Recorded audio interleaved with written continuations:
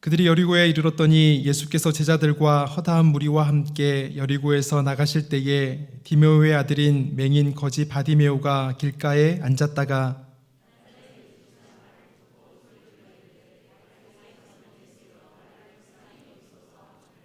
많은 사람이 꾸짖어 잠잠하라 하되 그가 더욱 크게 소리질러 이르되 다윗의 자손이여 나를 불쌍히 여기소서 하는지라.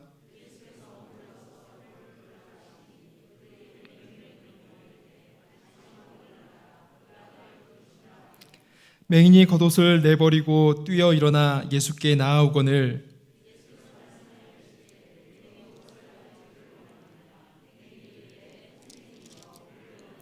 함께 읽겠습니다. 예수께서 이르시되 가라 내 믿음이 너를 구원하였느니라 하시니 그가 곧 보게 되어 예수를 길에서 따르니라. 아멘. 지난 1월에 기독교 단체 몇 곳에서 기독 청년들의 신앙과 교회 인식이라고 하는 설문조사를 진행한 적이 있습니다.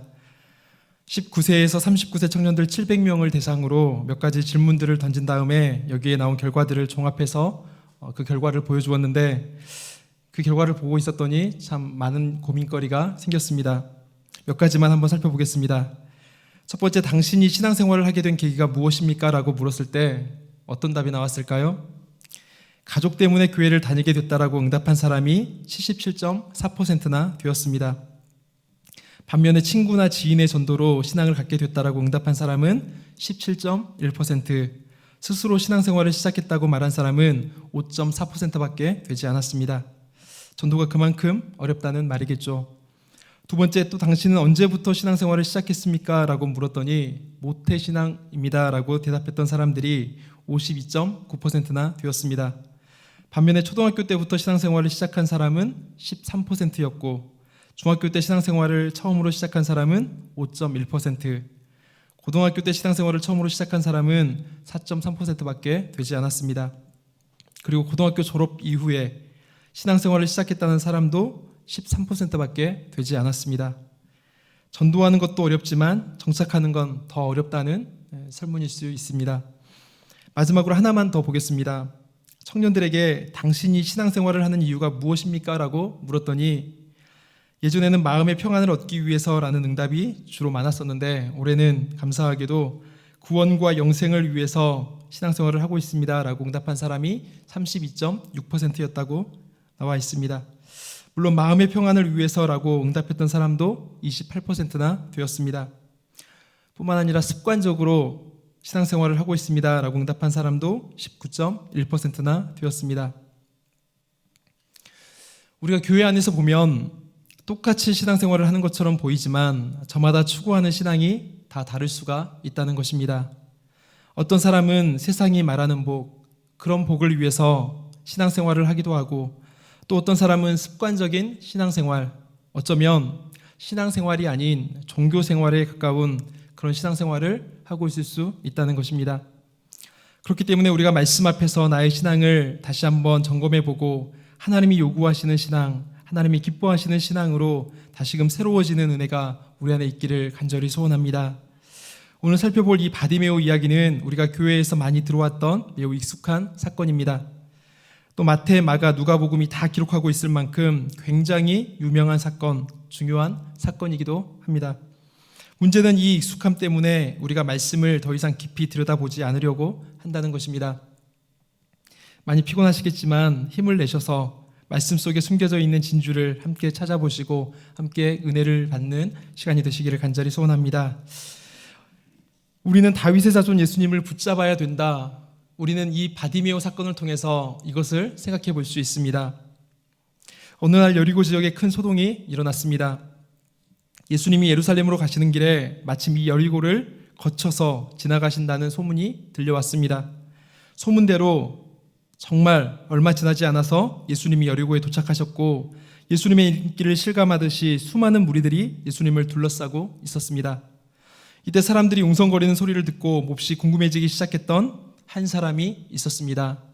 그 사람이 누굴까요? 디메오의 아들 바디메오라고 하는 사람입니다. 바는 아람어로 아들이라는 뜻을 가지고 있습니다. 그래서 바디메오라고 했으니까 이름 자체가 디메오의 아들이라는 뜻입니다.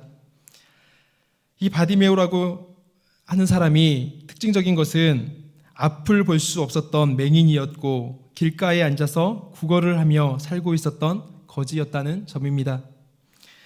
자, 바디메오가 사람들이 웅성대는 소리를 듣고 궁금해서 묻습니다. 대체 무슨 일이 지금 일어나고 있는 것입니까? 그래서 사람들이 대답했겠죠. 나사렛 예수가 이곳을 지나간다네. 이 말을 듣자마자 바디메오는 마치 예수님을 기다리기라도 했던 사람처럼 큰 소리로 외칩니다. 무엇이라고 외쳤습니까? 다윗의 자손 예수여, 나를 불쌍히 여기소서라고 외쳤습니다. 그런데 곁에 있던 많은 사람들이 바디메오의 부르짖음은 조금도 아랑곳하지 않고 오히려 조용히 하라면서 꾸짖고 있습니다. 왜 그랬을까요?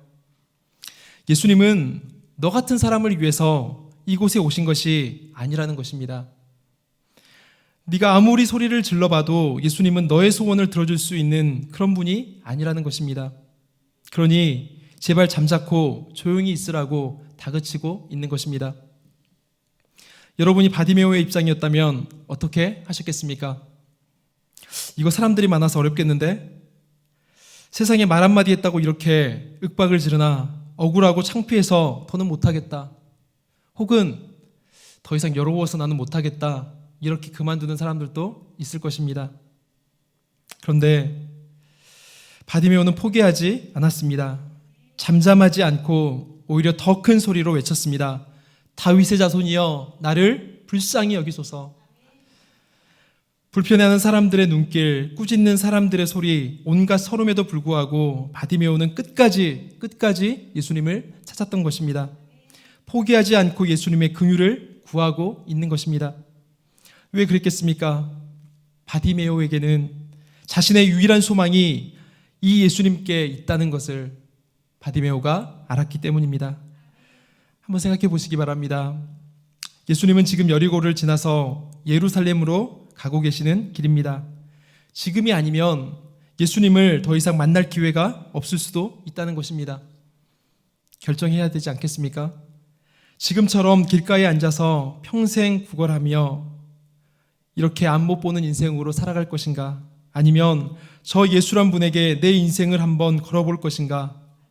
여러분이라면 무엇을 선택하시겠습니까? 바디메오는 후자를 선택했습니다. 바디메오는 예수님에 대한 간절함이 그 안에 있었기 때문입니다. 본문을 한번 보시겠습니다. 47절에 보시면 사람들은 예수님을 뭐라고 부르고 있습니까? 나사렛 예수, 나사렛 예수. 그저 나사렛 출신의 뛰어난 선생 정도로 생각하고 있습니다. 그런데 바디메오는 예수님을 뭐라고 부르고 있습니까? 다윗의 자손 예수라고 부르고 있습니다. 놀랍지 않으십니까? 전혀 놀랍지 않으신 표정인데요. 굉장히 놀라운 고백을 하고 있는 것입니다. 왜냐하면 이 다윗의 자손이라고 하는 고백은 예수님께서 하나님의 약속을 따라서 오신 메시아, 우리의 구원자라는 것을 드러내는 아주 중요한 말이기 때문에 그렇습니다. 에스겔서 34장 16절 말씀에 보시면 그 잃어버린 자를 내가 찾으며 쫓기는 자를 내가 돌아오게 하며 상한 자를 내가 싸매주며 병든 자를 내가 강하게 하려니와 살찐 자와 강한 자는 내가 없애고 정의대로 그것들을 먹이리라 라고 말씀하고 계십니다. 우리 가운데 약속하신 메시아가 오면 우리 가운데 이렇게 놀라운 일들이 일어날 것을 하나님께서 선지자를 통해서 예언해 주셨던 것입니다. 하나님이 이스라엘의 목자가 될 메시아, 다윗과 같이 이스라엘을 회복시킬 메시아를 보내주실 텐데 그분이 오시면 상한 자를 싸매주시고 병든 자가 강하게 된다는 놀라운 약속을 이미 주셨습니다. 그래서 다윗의 자손 예수라는 이 고백은 베드로가, 우리가 잘 알고 있는 베드로가 고백했던 주는 그리스도시요 살아계신 하나님의 아들입니다 라고 하는 이 위대한 신앙 고백과 버금가는 아주 놀라운 고백이라는 것입니다. 그런데 이 엄청난 말이, 다윗의 자손 예수라고 하는 이 엄청난 말이 누구의 입을 통해서 나오고 있습니까? 세상이 거들떠 보지도 않았던 인물, 비천하고 소외받았던 인물, 거지 바디메오의 입술을 통해서 예수님의 메시아 되심이 사람들 가운데 선포되고 있다는 것입니다. 예수님이 이제 놀라운 구원의 역사를 이루시기 위해서 십자가가 기다리고 있는 예루살렘으로 가고 계시는데 그 길목에서 거지 바디메오가 예수님의 메시아 되심을 온 세상 가운데 담대히 선포하고 있는 것입니다. 반면에 아이러니한 것은 마가복음에서 예수님의 제자들만큼 예수님에 대해서 무지한 사람들이 없다는 것입니다. 마가복음을 천천히 한번 읽어보시면 제자들은 메시아 예수님을 곁에 모시고 있으면서도 그분이 누구이신가를 제대로 알지 못했다는 것을 알 수 있습니다. 그래서 예수님과 함께 하면서도 늘 그들에게는 근심 걱정이 떠나지를 않았습니다. 먹을 것이 없다며 발을 동동 구르고 풍랑을 만나서 죽겠다며 발을 동동 구르던 사람들이 누구입니까? 예수님을 가장 곁에서 모시고 있었던 제자들의 모습이 바로 그랬습니다. 게다가 더 심각한 것은 예수님의 제자들조차도 예수님을 오해하고 있었다는 것입니다. 어떻게요? 예수님을 정치적 메시아, 로마를 정복하고 이스라엘에게 해방을 가져다 줄 군사적인 지도자 정도로 오해하고 있었습니다. 그래서 본문 앞단락에 보시면 제자들이 세상 권력에 눈이 어두워서 서로 높은 자리를 차지해 보겠다고 서로 다투고 있는 모습을 보여주고 있습니다. 예수님 곁에 머무는 게 자랑이 아니라는 것입니다. 예수님의 말씀을 많이 들었다는 게 자랑이 아니라는 것입니다. 정말로 중요한 것은 그 예수님 곁에서 내가 함께하고 계시는 예수님이 어떤 분이신지를 깨닫고 믿음으로 그분과 함께한다는 것이 더 중요하다는 것입니다. 혹이라도 우리가 예수님을 모시면서 예수님을 따르면서 예수님께 구하고 있는 것이 무엇입니까? 나의 부를 위해서, 나의 출세를 위해서, 나의 명예를 위해서, 나의 필요를 위해서 예수님을 믿고 있지는 않습니까? 교회를 수십 년 다녔다고 해도 우리가 여전히 예수님을 이런 분으로만 이해하고 있다면 우리는 예수님을 어쩌면 잘못 믿고 있는 것일 수도 있습니다. 예수님을 곁에 모시고 있으면서도 예수님에 대해서 무지했던 제자들처럼 또 종교 지도자들처럼 그렇게 신앙생활을 하고 있지 않는지 우리의 삶을 점검해 보아야 한다는 것입니다. 바쁘고 힘든 중에 우리가 구역장으로 섬기고 교사로 섬기고 찬양대, 찬양팀, 봉사위원으로 섬기는 이유가 무엇 때문입니까? 주일마다 빠지지 않고 예배드리는 이유가 무엇 때문입니까? 우리가 예배를 아무리 많이 드려도 정작 우리의 눈이 감겨있고 귀가 닫혀 있다면 우리는 예수님이 꾸짖으셨던 제자들, 종교 지도자들과 별반 다를 것이 없다는 것입니다. 종교적인 습관이 우리의 신앙을 증명해 주는 것이 아닙니다. 나는 예수님을 어떤 분으로 믿고 있느냐, 이것이 진짜 우리의 신앙이라는 것입니다. 그러니 예배 그 자체를 우리가 예배하지 말고 살아계신 하나님을 예배하는 우리 모두가 될 수 있기를 간절히 소원합니다. 예배 가운데서 나의 구원자이신 주님을 간절히 갈망하고 나의 구원자이신 주님의 은혜를 누리는 우리 모두가 될 수 있기를 간절히 소원합니다. 바디메오의 고백처럼 예수님은 다윗의 자손이십니다. 하나님이 약속하신 메시아요, 그분만이 우리의 유일한 소망이시고 우리의 구원자이십니다. 그분을 놓지 말고 끝까지 붙드는 우리 모두가 되기를 소원합니다. 사람들의 시선, 사람들의 비난을 극복하고 주님을 간절히 찾았던 바디메오처럼 우리도 시련의 고난이 닥치고 장애물이 우리의 앞을 가로막는다고 할지라도 예수님을 끝까지 붙드는 그런 믿음을 소유할 수 있기를 바랍니다. 우리가 50절과 52절 말씀을 한번 살펴보시겠습니다. 얼마나 간절히 바디메오가 부르짖었던지 예수님께서 바디메오의 외침을 들으시고 멈춰 서셨습니다. 그리고 사람들에게 말씀하십니다. 그 사람을 불러라. 사람들은 그제서야 거지 맹인에게 관심을 보이기 시작했습니다. 그리고 그에게 다가가서 말합니다. 안심하고 일어나라. 안심하고 일어나라. 용기를 내라. 예수님께서 너를 부르신다. 바디메오는 예수님이 자기를 부르신다는 소리를 듣고 잠시의 망설임도 없이 일어나서 예수님께로 어떻게 하고 있습니까? 뛰어갔습니다. 앞을 보지도 못하는 맹인이 예수님께서 부르신다는 소리를 듣고 예수님께 뛰어갔다는 것은 그 부르심이 너무나도 기쁘고 감격스러웠다는 것입니다. 뿐만 아닙니다. 거지에게 겉옷은 전 재산과도 같습니다. 그런데 바디메오는 그 겉옷마저도 버려두고 예수님께로 달려가고 있습니다. 그리고 예수님께서 바디메오에게 물으십니다. 내게 무엇을 하여 주기를 원하느냐? 내게 무엇을 하여 주기를 원하느냐? 바디메오가 이렇게 대답하죠. 선생님이여, 보기를 원합니다. 바디메오의 소원은 거지의 삶을 면하게 해달라는 것도 아니고 높은 자리에 오르는 것도 아니었습니다. 보기를 원합니다. 무슨 말입니까? 다윗의 자손이요 메시아이신 예수님이 나에게 오셨으니 구약에서 약속한 그대로 나에게 긍휼을 베풀어 주시고 구원의 은혜를 달라고 간절히 구하고 있는 것입니다. 단순히 내 병 고쳐주세요, 이 문제가 아닙니다. 전능하신 주님의 은혜, 전적인 구원의 은혜가 내게 임하기를 간절히 소원합니다. 메시아의 그 권능을 가지신 메시아이신 예수 그리스도, 당신께서 그 능력을 행하셔서 나에게 보게 하여 주시고 나에게 그 놀라운 구원의 은혜를 누리게 하여 주시옵소서라고 간구하고 있는 것입니다. 그래서 예수님도 뭐라고 말씀하셨습니까? 가라, 내 병이 고쳐졌다, 이렇게 말씀하신 것이 아니고 가라, 내 믿음이 너를 구원하였다라고 말씀하고 계시는 것입니다. 말씀대로 바디메오는 곧장 그의 눈이 고쳐졌습니다. 그런데 10장 36절을 한번 보시기 바랍니다. 10장 36절에 보시면 예수님이 야고보와 요한에게 똑같은 질문을 이미 한 번 더 하셨습니다. 너희에게 무엇을 하여 주기를 원하느냐? 예수님께서 그렇게 물으셨을 때에 야고보와 요한이 구했던 것은 무엇입니까? 주님이 로마를 제패하시고 로마를 정복하시고 왕이 되신다면 우리를 그 우편에, 그 좌편에 앉게 해달라는 것이었습니다.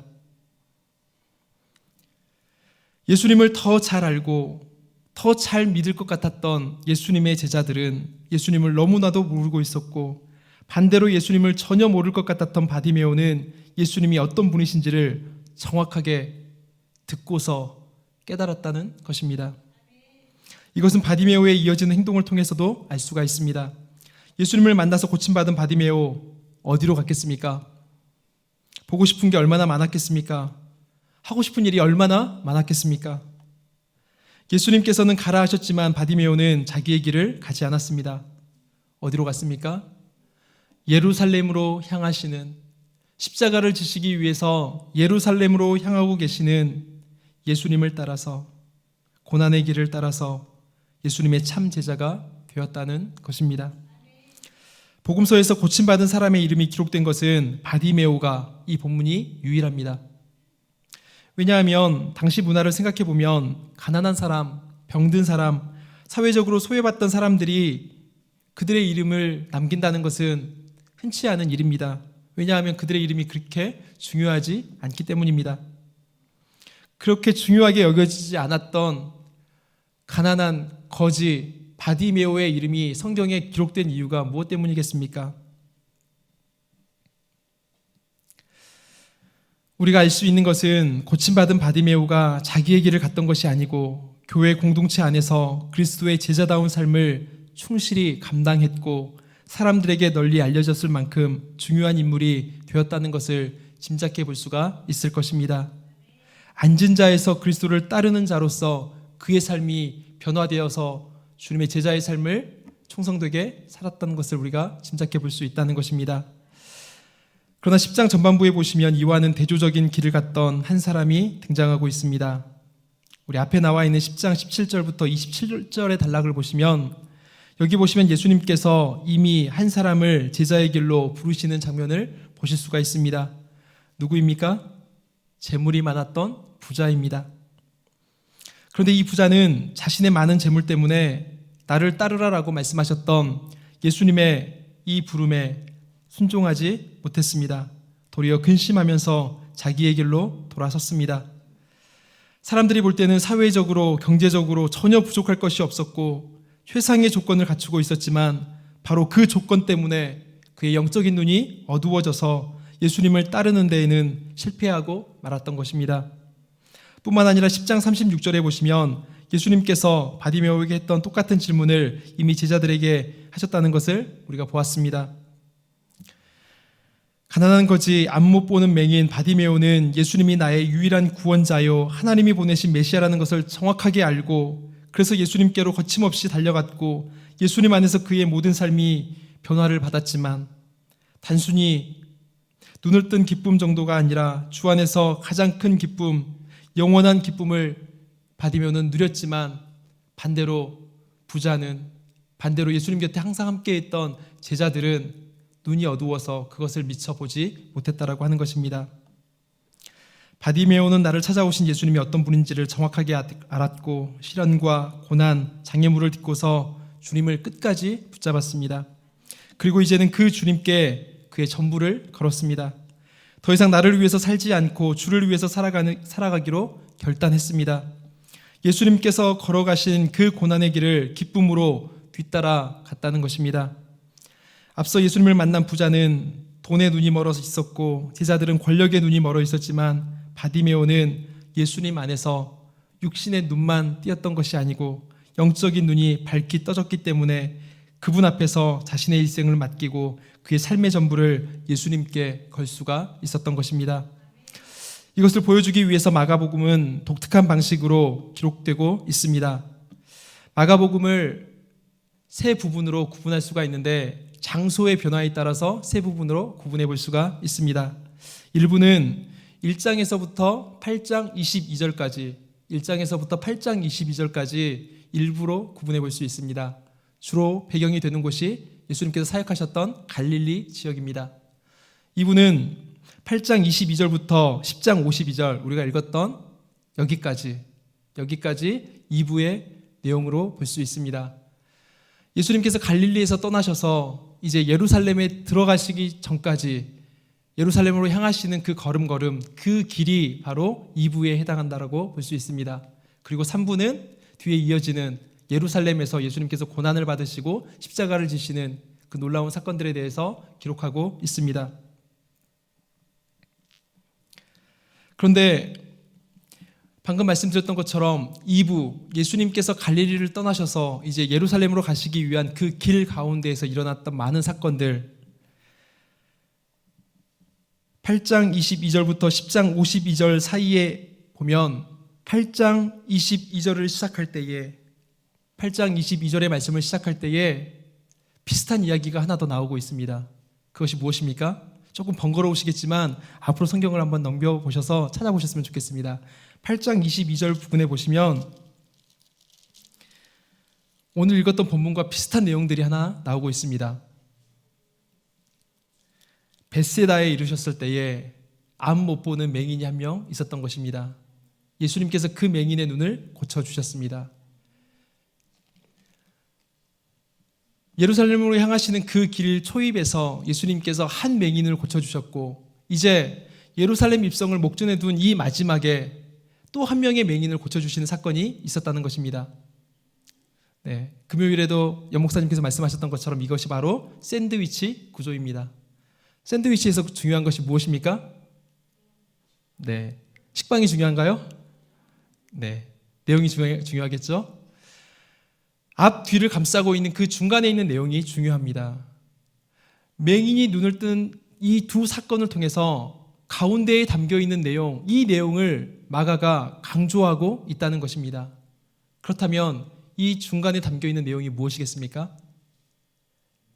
예수님의 십자가를 지심과 부활입니다. 우리 예수님께서 우리를 위해서 십자가를 지시고 우리를 위해서 부활하시겠다라고 하는 놀라운 이야기들을 예수님께서 길 위에서 3번이나 걸쳐서 말씀을 해주고 계시는데 그것을 깨닫지 못했다라고 하는 것입니다. 그런데 그것을 깨달았던 사람이 누구입니까? 전혀 은혜가 머물지 않을 것만 같았던 사람, 전혀 예수님의 은혜를 모를 것만 같았던 사람, 그런 바디메오가 놀라운 예수님의 은혜를 그의 입으로 고백하고 있다는 것입니다. 반면에 예수님을 따랐던 수많은 무리들, 예수님 곁에서 동고동락했던 예수님의 제자들은 그것을 미처 깨닫지 못하고 예수님이 십자가를 지시겠다고 말씀하시니까 그러시면 안 됩니다, 이렇게 주님을 만류하고 있었다는 것입니다.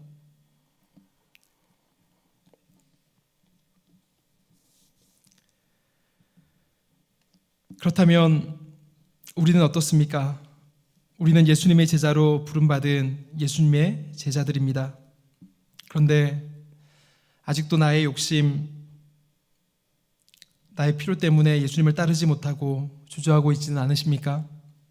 아니, 혹여라도 나의 욕심을 위해서, 나의 욕심을 이루기 위해서 예수님을 따르고 있지는 않습니까? 예수님의 진짜 제자는 세상에서 성공하고 번영을 누리기 위해서 주를 따르는 것이 아니라 고난을 받더라도 주를 위해서 주의 뜻에 기꺼이 순종하는 삶을 살아가는 사람들인 줄로 믿습니다. 교회에 머물기만 한다고 해서 예수님의 신실한 제자로 인정받는 게 아니라 예수님의 참된 제자는 예수님을 나의 유일한 소망, 나의 구원자로 알고 예수님의 말씀에 기꺼이 순종하는 삶을 살아가는 그런 사람들이 진정한 예수님의 제자라는 것을 마가복음이 말씀하고 있는 것입니다. 나의 전부였던 겉옷을 버리고 새 주인이신 예수님께 나의 전부를 걸며 살아가는 사람들이 진짜 그리스도인이고 진짜 예수님을 닮은 예수님의 제자들이라는 것입니다. 사랑하는 성도 여러분, 우리는 지금 어떤 길로 가고 있습니까? 주님께서 가신 길, 고난을 짊어지는 예루살렘의 길을 따라가고 있습니까? 아니면 주님을 버리고 나의 길을 가고 있지는 않습니까? 주님을 따르는 길은 눈물이 있고 고난이 있지만 마침내는 영원한 승리가 약속된 길입니다. 좁고 협착하지만 주님께서 동행하시는 가장 복된 길입니다. 주께서 우리를 이 길로 오라고 초대하고 계십니다. 사랑하는 성도 여러분, 오늘 우리는 어떤 길로 걷고 있습니까? 어떤 길을 걷기를 원하고 계십니까? 어쩌면 이 말씀은 우리의 마음을 참 불편하게 하는 말씀일 수 있습니다. 그럼에도 불구하고 주님은 끊임없이 우리에게 제자의 삶을, 주를 따르는 삶을 요구하고 계십니다. 예수님이 흑암의 땅 여리고에 가셔서 소망 없던 인생 바디메오를 만나주시고 그에게 구원을 선포해 주시고 그의 삶을 소망 가운데로 이끌어 주셨던 것처럼 소망 없는 우리를 찾아와 주셨습니다. 구원의 은혜를 베풀어 주시고 우리의 수많은 문제들도 주의 은혜로 해결해 주셨습니다. 그런데 우리가 여기서 만족해버리고 이것만 바라고 여전히 이것만 바라보며 살고 있다면 우리는 주님께서 기뻐하시는 신앙생활의 모습으로 살고 있지 않는 것일 수 있다는 것입니다. 누가복음 18장 43절 말씀해 보시면 이 바디메오 사건을 누가복음에서는 이렇게 기록하고 있습니다. 바디메오가 하나님께 영광을 돌리며 예수님을 따르자 백성들이 다 이를 보고 하나님을 찬양했다라고 기록하고 있습니다. 바디메오가 하나님께 영광을 돌리면서 예수님을 따르는 그 모습을 보고 수많은 백성들이 하나님의 살아계심을 보고 하나님의 역사하심을 보고 하나님을 찬송했다라는 것입니다. 우리의 삶도 주님 앞에 이렇게 드려질 수 있기를 간절히 소원합니다. 우리도 낙심의 자리, 절망의 자리를 털고 일어나서 주님을 따르는 주님의 제자가 될 수 있기를 간절히 소원합니다. 더 나아가서 주님을 전하는 삶, 주님을 따르는 삶 살아갈 수 있기를 소원합니다. 그러할 때에 우리의 삶을 통해서 하나님께서 영광을 받으시고 세상이 하나님의 살아 역사하심을 보게 될 줄로 믿습니다. 우리가 동행 전도 축제를 계속하고 있습니다. 전도하는 것 참 힘들고 어려운 일입니다. 그럼에도 불구하고 주님께서 가장 기뻐하시는 일입니다. 우리의 입술을 통하여서 우리의 작은 섬김을 통하여서 하나님께서 영광을 받으시는 그러한 은혜가 우리 동행 전도 축제를 통해서 넘쳐날 수 있기를 간절히 소원합니다. 기도하겠습니다. 사랑의 하나님 아버지, 주께서 어둠의 땅 여리고를 찾아가셔서 맹인 바디메오를 만나주시고 그에게 구원의 놀라운 소식을 선포하여 주셨던 것처럼 소망 없는 우리 인생 가운데에도 주님 찾아오셔서 참된 소망 되어주시고 위로가 되어주시고 기쁨 되어주심을 감사드립니다. 하나님, 우리가 이 소망을 품고 살아가는 사람들이오니 이 땅의 삶 가운데 주님 닮은 제자처럼 주님께서 기뻐하시는 제자의 모습으로 살아갈 수 있도록 인도하여 주시옵소서. 우리의 삶의 자리 가운데에서 원망하고 한탄하고 살지 않게 하여 주시고 자리를 털고 일어나서 우리 구주 앞으로 나아가 주님을 따르는 삶을 살아갈 수 있도록 인도하여 주시옵소서. 마음 연약한 자들 주께서 강하게 하여 주시고 믿음 더하여 주셔서 우리의 삶이 온전히 하나님을 드러내고 하나님의 영광이 되는 그러한 삶이 될 수 있도록 주의 은혜를 베풀어 주시옵소서. 감사드리옵고 예수 그리스도 이름으로 기도드리옵나이다. 아멘.